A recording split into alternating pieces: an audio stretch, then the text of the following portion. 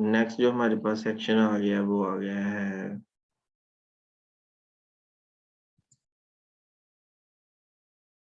Some extensions of the limit concept.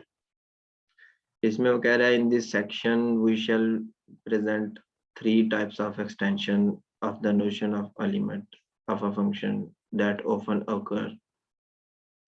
तीन किस्म की एक्सटेंशंस को देखेंगे, ठीक है। पहले नंबर पे देखते हैं कि वन साइडेड लिमिट्स क्या होती हैं। कह रहा है there are times when a function f may not possess a limit at a point c. कभी कभी ऐसा होता है कि कोई फंक्शन जो है ना पॉइंट सी पर उसको लिमिट नहीं मिलती। Yet a limit does not exist, yet a limit does exist, लेकिन कोई लिमिट जरूर होती है, ठीक है। जब उस फंक्शन को हम किसी इंटरवल के लिए रिस्ट्रिक्ट कर देते हैं किसी एक साइड पर,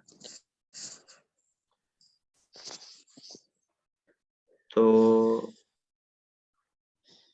वैसे वन साइडेड लिमिट से कोई क्वेश्चन तो नहीं पूछा जाता, लेकिन इसकी डेफिनेशन हम देख लेते हैं।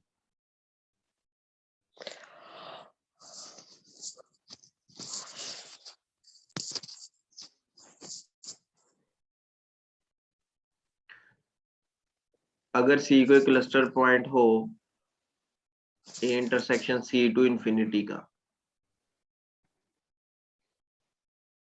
मतलब के इस पॉइंट सी से इंफिनिटी तक, ठीक है। आप ए का इंटरसेक्शन कर लें तो ये वाले पॉइंट्स आ जाएंगे ना। अब आप सी की राइट साइड पे चेक करना चाह रहे हैं, लेफ्ट साइड छोड़ दिया आपने, तो सी की राइट साइड पे जब आप चेक करना चाह रहे हैं तो राइट साइड का मतलब है सी प्लस। तो अगर सी की राइट साइड पे लिमिट आपको मिल रही है तो इसको राइट हैंड लिमिट बोलेंगे। इसी तरह माइनस इन्फिनिटी टू सी का अगर आप इंटरसेक्शन कर लें, जैसे ये है, ये सी पॉइंट आ गया, ये माइनस इन्फिनिटी टू सी का इस ए के साथ इंटरसेक्शन करें तो आपके पास ये लेफ्ट साइड पे पॉइंट्स आ जाते हैं। तो इसको लेफ्ट इस पे जब आपको लिमिट मिल जाएगी तो आप इसको लेफ्ट हैंड लिमिट बोलेंगे। अच्छा शेरोज, आप क्या कह रहे हैं क्लस्टर पॉइंट का थोड़ा कंसेप्ट दे दें? जब मैं वीडियो अपलोड करूंगा ना तो आपको बहुत सारा उसमें कंसेप्ट मिल जाएगा क्लस्टर पॉइंट का। आज हमने उस पर तकरीबन 40 मिनट लगाए हैं क्लस्टर पॉइंट पे, ठीक है। फिर भी समझ नहीं आएगी तो आप पूछ लेना मेरे से। तो लेफ्ट हैंड लिमिट आपको मिल जाएगी सी की लेफ्ट साइड पे अगर लिमिट एग्जिस्ट करेगी तो। इनको वन साइडेड लिमिट्स कहते हैं, लेफ्ट हैंड लिमिट और राइट हैंड लिमिट। ये राइट हैंड लिमिट है, ये लेफ्ट हैंड लिमिट। बाकी बिल्कुल सेम पैरेलल कंसेप्ट है। अगर राइट हैंड लिमिट है ना, तो जितने भी पॉइंट्स सी से बड़े होंगे उनकी जो सीक्वेंस होगी वही सीक्वेंशियल क्राइटेरियन है इसका। और ये राइट के लिए और लेफ्ट के लिए जो है ना, किधर है, लेफ्ट के लिए भी सेम यही कंसेप्ट है। इधर लिखा नहीं हुआ लेकिन आप समझ जाएं कि लेफ्ट के लिए यहाँ पे ना लेस देन सी आ जाएगा। उसके बाद अगर राइट हैंड लिमिट और लेफ्ट हैंड लिमिट का आंसर सेम हो तो वही लिमिट का आंसर होता है। ये बात आपने याद रखनी है। लेकिन अगर पहले देखे ना साइनम फंक्शन जो था, इसकी लिमिट एग्जिस्ट नहीं करती थी, लेकिन इसकी राइट हैंड लिमिट 1 है और लेफ्ट हैंड लिमिट -1 है, ये आपने याद रखना है। और क्योंकि राइट हैंड लिमिट 1 है, लेफ्ट हैंड लिमिट -1 है, 1 जो है वो इक्वल नहीं होता -1 के, इसलिए इसकी लिमिट एग्जिस्ट नहीं करेगी। तो ये भी कई बार ऐसा भी होता है, आप राइट हैंड लिमिट और लेफ्ट हैंड लिमिट से लिमिट को फाइंड करते हैं, क्योंकि ओरिजिनल फंक्शन की लिमिट फाइंड करना मुश्किल होता है। तो आप राइट और लेफ्ट से फाइंड करके अंदाजा लगा लेते हैं कि इसकी जो ओरिजिनल लिमिट है ना वो एग्जिस्ट नहीं कर रही। इसी तरह एग्जाम्पल बी को देखिएगा, ये सी को देखिएगा। बस इनको देखना है, पढ़ना है और इसका आंसर ज़हन में रखना है। सिर्फ ये पीपीएससी की जो है ना ये एक टिप्स होती है इसकी, याद इसको प्रिपेयर करने की। आप इजीली इस पेपर को जो है ना पास कर लेंगे, इंशाल्लाह। ठीक है। यही इसमें ट्रिक्स होती हैं और कुछ नहीं होता। ठीक है, इनफाइनाइट लिमिट्स आ जाती हैं जब ये देखे ना, the function 1/x² is not bounded, हमें पता है, so it cannot have a limit in the sense while the symbols ये रियल नंबर को रिप्रेजेंट नहीं करते। तो जब ये फंक्शन जो है, ये जो x अप्रोचेस टू 0 होगा तो फंक्शन किसको अप्रोच करेगा, आप सोचें, इन्फिनिटी को। तो ये इनफाइनाइट लिमिट्स हो जाती हैं। फिर ये इनफाइनाइट लिमिट्स की डेफिनेशन है, ये आप खुद देख लेना अगर दिल चाहेगा, वरना आप छोड़ सकते हैं। लेकिन इस तरह के जो क्वेश्चंस के आंसर्स है ना, ये ज़हन में रखने हैं। आप इसको ये भी पढ़ सकते हैं कि ये डिवर्ज कर रहा है।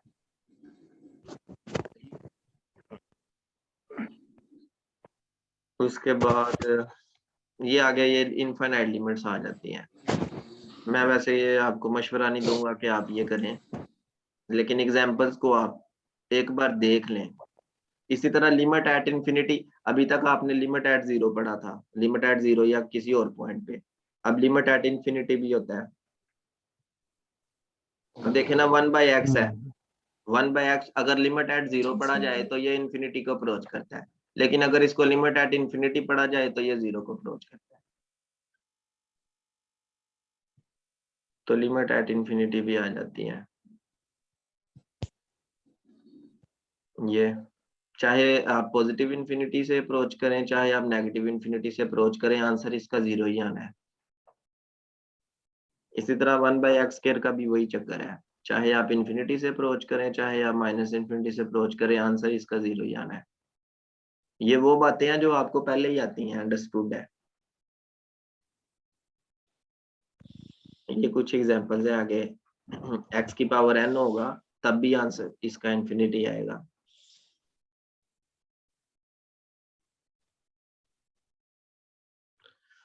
तो ये चैप्टर 4 जो है ना, यहाँ पे खत्म हो जाता है। अब इसका अगर थोड़ा सा समरी में आपको बताऊं तो इसमें जो सिक्वेंशियल क्राइटेरियन है वो बहुत इंपॉर्टेंट है। सिक्वेंशियल क्राइटेरियन के जरिए किसी लिमिट के लिए जो सीक्वेंस आप पहले फाइंड करते हैं, वो आपने सीक्वेंसेस याद रखनी है। मैं दोबारा से बता दूं कि जो याद रखने वाली चीजें हैं ना, वो कहाँ पे हैं। इस चैप्टर का सारा निचोड़ ही वहां पे पड़ा हुआ है।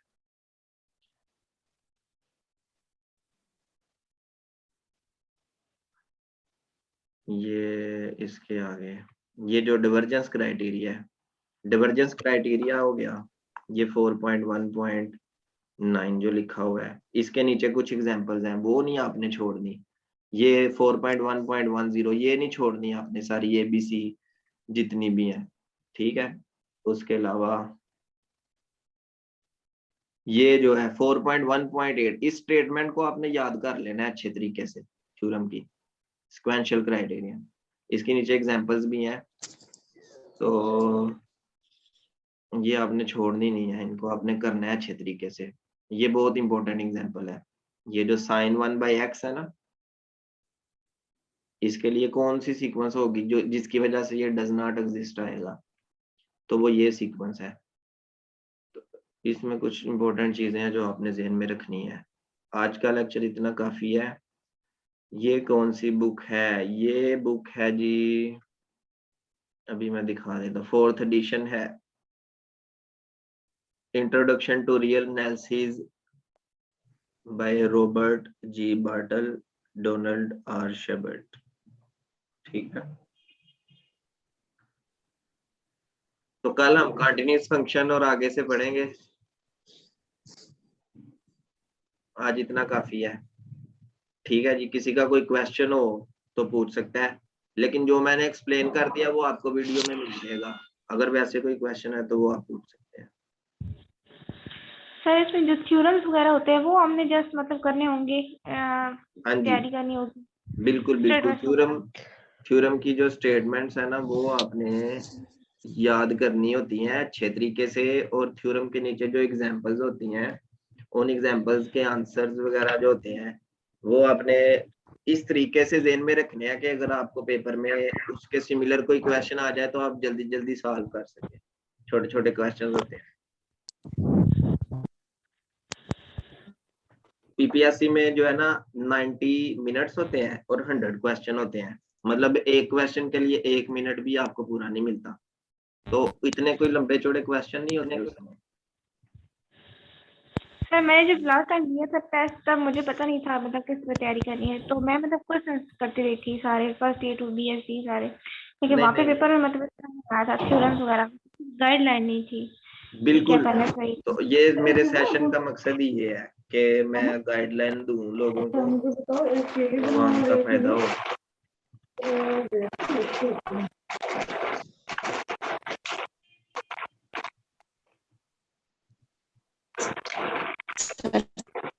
तीन चैप्टर मेरा बीएस था 2013 से इसका 2017 का। है। ठीक है, मैं आपको बताता हूँ थोड़ा सा इसके बारे में। तो 2013 से 17 का बीएस था, लेकिन किसी वजह से ना हमारे पूरे बैच का 1 साल वेस्ट हो गया था।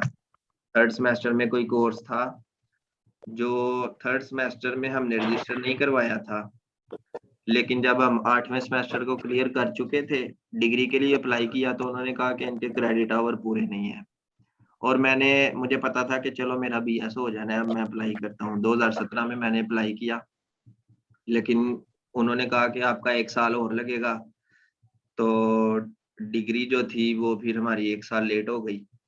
फिर मैंने पेपर नहीं दिया, लेकिन मैंने पेपर के क्वेश्चन देख लिए थे। मुझे अंदाजा हो गया था कि जो क्वेश्चंस वगैरह आते हैं ना, वो या तो बहुत शॉर्ट होते हैं या थ्योरम्स की स्टेटमेंट्स होती हैं। तो 2020 की तैयारी मैंने इस लिहाज से की थी जैसे मैं यहाँ पे आप लोगों को करवा रहा हूँ।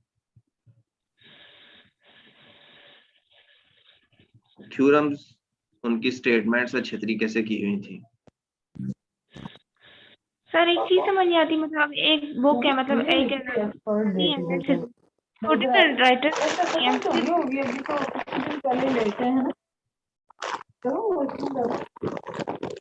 जी क्या कह रहे हैं, मुझे समझ नहीं आई।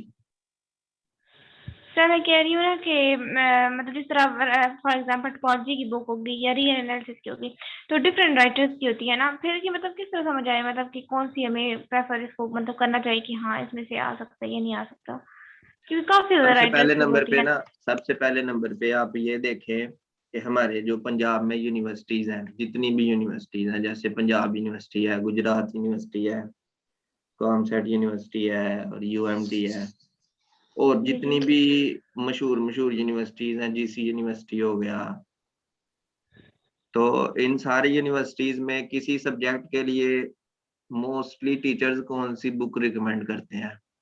क्योंकि देखे ना, किसने बनाना है आपका पेपर? जाहिर है इन लोगों ने ही बनाना है जिन्होंने मैथ पढ़ाया हुआ है, मैथ पढ़ाते हैं इधर हमारे इधर पंजाब में, इन्होंने ही बनाना है ना आपका पेपर। जी। तो वो लोग जो मोस्टली बुक्स को यूज करते हैं ना, उनमें से ही पेपर बनाते हैं। तो मोस्टली मैंने बुक्स वो ही पिक की थी जो मोस्टली पढ़ाई जाती हैं। ठीक है, आप यूनिवर्सिटीज के ग्रुप्स वगैरह अगर ज्वाइन करें ना, आपको अंदाजा हो जाता है कि आप स्टूडेंट से बात करें जी, पंजाब यूनिवर्सिटी के स्टूडेंट्स कौन सी बुक को पढ़ रहे हैं, तो वो इसी बुक से करते हैं, रियल की तैयारी बाटिल की बुक से। इसी तरह और भी गुजरात यूनिवर्सिटी में भी इसी बुक से पढ़ाया जाता है, बाटिल की बुक से। तो एक अंदाजा हो जाता है ना बंदे को कि ये जो बुक है ना, अगर रियल के कोई क्वेश्चन आए भी तो इसी बुक में से आने हैं। ठीक। इसी तरह और टोपोलॉजी सर की जो बुक है, वगैरह। मैंने पढ़ाया था, क्या नाम है, शाम सीरीज की बुक में से, तो उसी बुक में से क्वेश्चन आते हैं, अगर आए तो उसमें से ही आते हैं। या मुनकर की बुक है एक टोपोलॉजी की, लेकिन वो एडवांस टोपोलॉजी हो जाती है उसमें से फिर। एडवांस।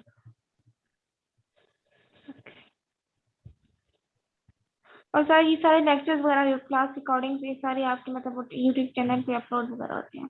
ये मैंने यूट्यूब पे सारे ही अपलोड किए हुए हैं। आप लेक्चर 1 से लेके लेक्चर 67 तक आपको उसमें मिल जाएगा। एफएससी के कुछ लेक्चर्स हैं, मेथड है, मैथमेटिकल जी। मेथड है और टोपोलॉजी है। उसके बाद रियल एनालिसिस की मैंने एक अलग से प्लेलिस्ट बनाई हुई है। ठीक, थैंक यू। चलें जी, ठीक है, फिर आप लोग पढ़ें। अल्लाह हाफिज। अल्लाह हाफिज।